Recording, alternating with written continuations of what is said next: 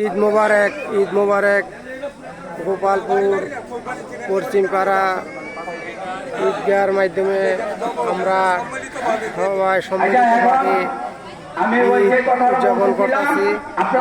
আমরা অনেকে আনন্দিত। আমরা এরকম মাঝে সবসময় যে উপভোগ করতে পারি, সমাজের লোক আমরা যত মিলেমিশে চলতে পারি, এই তৌফিক দান করেন। আমি বিবেচনা করে ইনশাআল্লাহ আপনারা দান করবেন।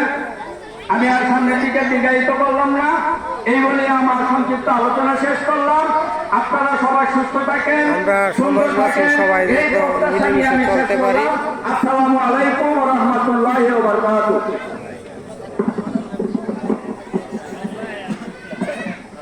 এখন আমাদের মাঝে ঈদগাহ নিয়ে উন্নয়নমূলক কথা বলবে আমাদের ঈদগাহ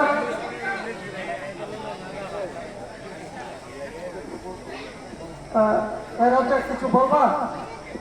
তো আমাদের ঈদগাহ এখন বর্তমান সভাপতি সাহেব আছেন, সেক্রেটারি সাহেব আছেন। তবে এই মুহূর্তে আমাদের ঈদগাহ কমিটির সেক্রেটারি মোহাম্মদ জামালউদ্দিন প্রধান ঈদগাহ নিয়ে কিছু কথা বলার দেখি আমরা ইনশাআল্লাহ আমাদের টাইম হয়ে গেলে আমরা নামাজ পড়বো।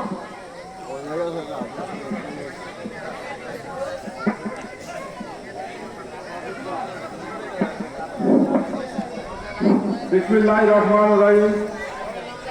ঈদ মোবারক, ঈদ মোবারক। আশা করি সকলে ভালো আছেন।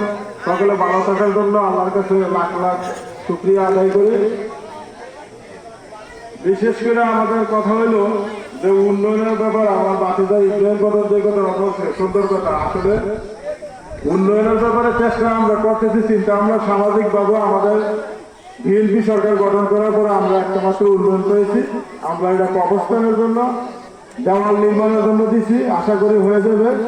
বাকিগুলো যা আমরা বিএনপি করি, জনগণ আছে, অঙ্গ সংগঠন মিলাইয়া যখন যে উন্নয়নটা আসে তোমার কথার পরিপ্রেক্ষিতে আমরা ঈদগাহের প্রথম দেওয়ার চিন্তা আমরা